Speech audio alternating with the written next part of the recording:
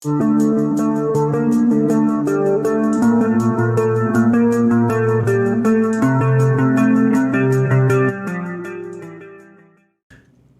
guys, Bushcraft family back again with another video.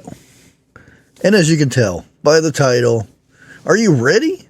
Are you really ready for the next upcoming, and I said upcoming, food crisis? Various things can happen to make this a possible scenario.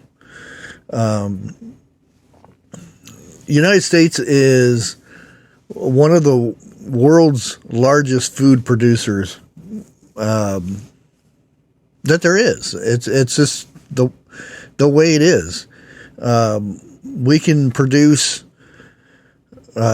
from beef to chicken to all kinds of vegetables to grains to whatever. We produce so much stuff here, and we export quite a bit. But even if we can produce this stuff, there are many things that can go wrong within this system. As we found out in 2020, the supply chain completely broke. There are some of us that remember, going to the store and seeing empty shelves and having to wait until trucks came in, which took 3 or 4 days sometimes. There are stuff on the shelves right now that are not being supplied. Companies had changed and discontinued certain items because they wanted to put all their so-called eggs in a basket. Different soda pops that, and I'm just using soda for, and I say soda pop, that way I get everybody in the same ballpark there. There are, during the 2020 thing that happened, a lot of companies discontinued certain products because it didn't do as good as the other ones. So they shut it down. They discontinued it and put all their resources in their top sellers. Now, it used to be like Walmart, you would have one row of vegetables, canned vegetables. Now they have shrunk it down to where there's not so many of different varieties like yellow wax beans, black eyed peas, or something that doesn't get ate as often as like corn or green beans or carrots, things like that. A lot of the specialty type canned goods like that are no more because they want to focus on the top sellers now, because there are still, these companies are still hurting from 2020 when all this stuff happened. Now, there's other things that is possible. The majority of our crops, we'll put it crops. We won't go into the meat or anything like that because that's a whole other ball game. But right now we engineer our seeds so that the crops that we do grow are resistant to certain bugs and diseases and stuff like that. But as we have learned, things do progress. Like the stuff that happened in a Chinese lab. So anytime we fiddle with Mother Nature, there's a downside to it somewhere. And eventually, sometimes these certain seeds take on a new disease of their own, so to speak. Is that something that can happen in the near future? Who knows? that's the thing when man starts messing with the way plants and things grow, there's always a side effect. And then we have rich people and countries, military parts of countries buying up all of our farmland. The guy from Windows, you know who I'm talking about, has more land than anybody in the United States. There are countries, China, that is buying up farmland next to Air Force bases and just letting it sit there. Who knows? Who knows what's in store for us in the future, or 10 days down the road. These are some of the things that we worry about. We've had, pandemics with our birds. You believe it or not, all it takes is just a little bit of something that throws off, God's creations. I'll put it that way, because all the birds start dying off. We get overrun by insects of some sort. Lake just put out a video yesterday talking about cicadas. Billions and millions of these things are projected to hit us this year or in the next couple years. What effect are they going to have when they start breeding with other types of cicadas and stuff like that? We don't know this, and that's where we have to be prepared for whatever crisis may come. And one of the things is, if you grow a garden, say everything's shut down and you take over a park. There's a park down the street, and you start growing vegetables down there. Can you protect those vegetables? The same thing in your backyard. When people get hungry, they see food, they're going to try to take it. It don't matter if you guys were friendly neighbors or not. You have food, they need food. Plain and simple. And that brings on another subject is, like if you're in a city or something, looking for a plot of land somewhere that can be hidden in the woods and stuff, to where you could plant a garden. Somewhere you could go out and do the work out there, and then reap the rewards. I'll put it that way, after it's grown and everything like that. Somewhere it's not where you live, or even if you live in the country and you have a garden in plain sight. That's like, that's like a dinner bell light over that garden. Everybody sees it. They know where that food is. If food gets really bad, that's a target. Is there ways to mask that to where it's easier for you to hide it, or can you put a garden in the woods somewhere to where it's not seen so easily, and things like that? That's things you need to think about. Growing in your house. Are you able to use some sort of solar light to grow plants inside?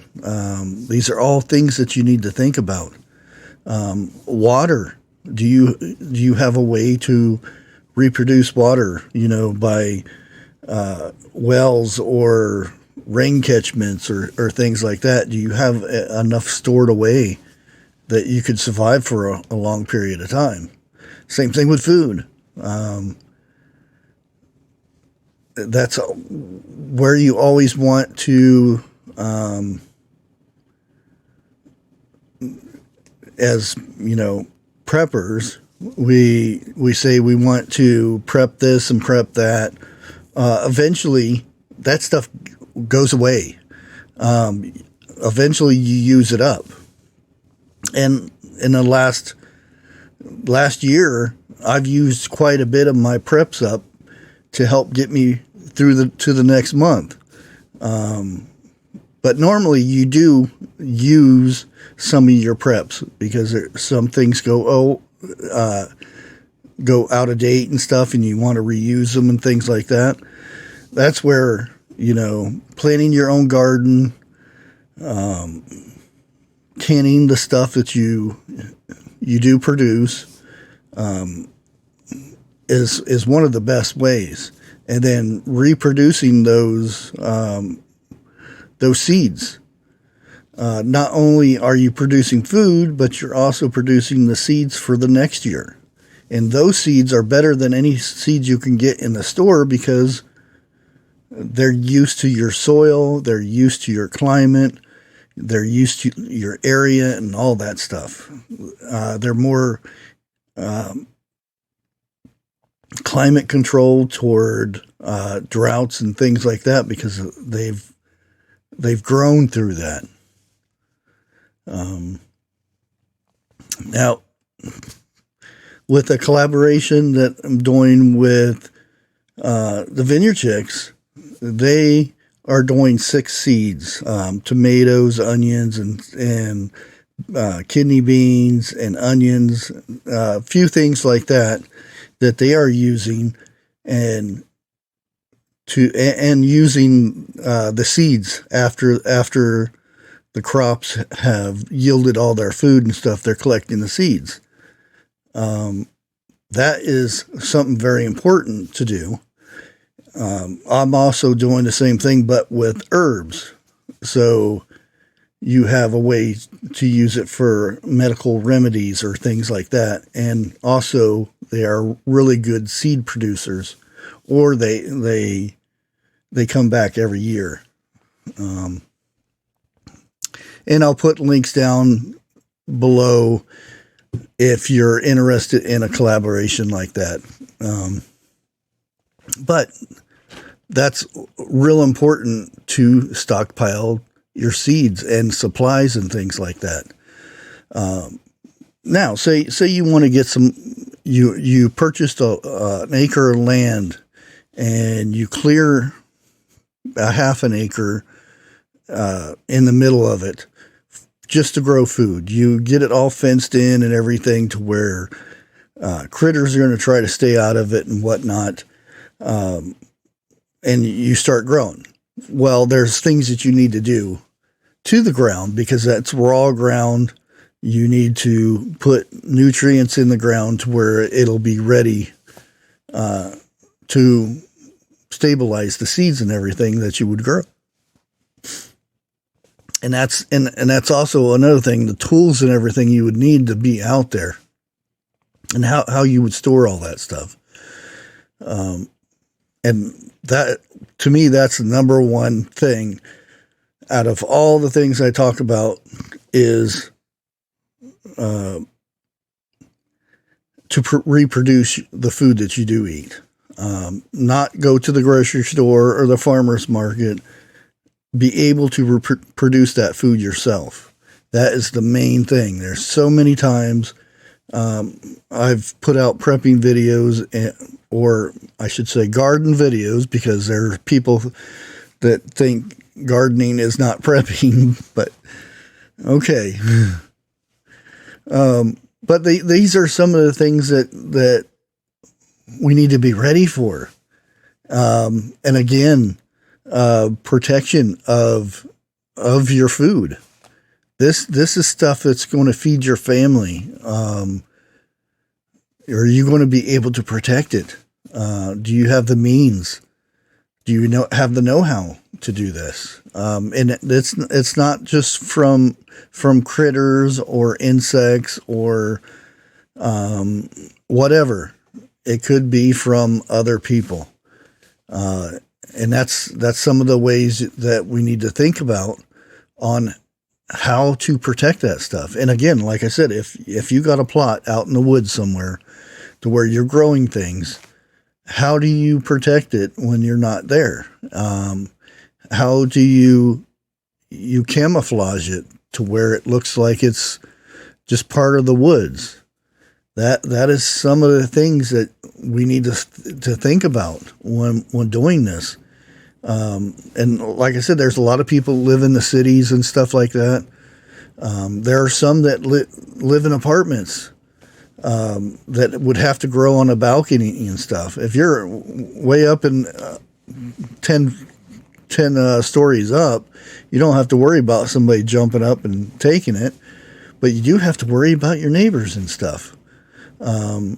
If people get hungry enough, they'll climb 10 stories to get that juicy tomato that's growing in a bucket on your balcony. And that's weird to think about. But if you go back in time, when there was famine and starvation of things, people did a lot of cruel and scary things when they got hungry.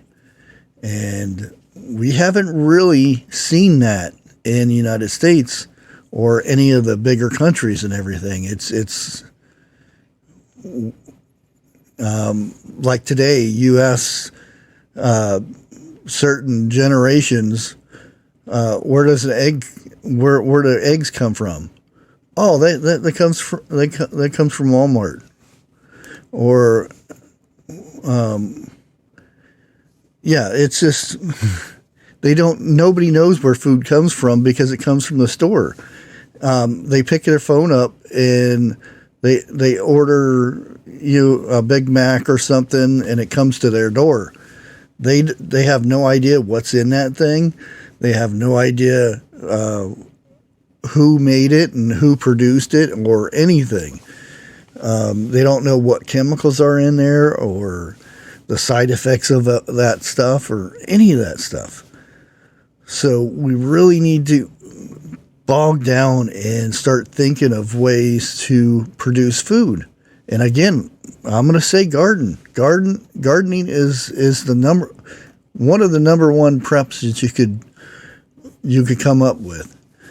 And once you start producing your own seeds, it's less chance that those seeds will be corrupted by, the stuff that they're growing now, the bioengineered stuff, the GMOs and all that crap that they make their own seeds, they re-engineer them and all that stuff. You can get your own seeds separate from that. It's like it could be, your seeds could be as valuable as gold. Because if something happens to where all those engineered seeds or crops that they're making get some kind of disease that wipes the whole country out of all the food, just imagine that. Just imagine all of our food gone. A lot of times we have stockpile, but what happens when, used to be wheat would go out. Imagine if that would happen year after year for 10 years. Eventually there would be no more wheat because the stockpile of grain that we would have would run out, and there's no way to reproduce it. I'm sure there are seed farms, but if that seed is already tainted with, the engineered stuff, that's why I'm putting this out. You're ready for the next food crisis. And you almost know it's an upcoming thing. It's going to happen. Just like we know there's going to be another pandemic. We know there's going to be another drought. We know there's going to be really bad ice storms or blizzards, and we know that's going to happen. It's just like, if you're naive enough to think that none of this stuff is ever going to happen again, there's nothing I can do for you. And with that, I'm just going to leave you at this and say God bless.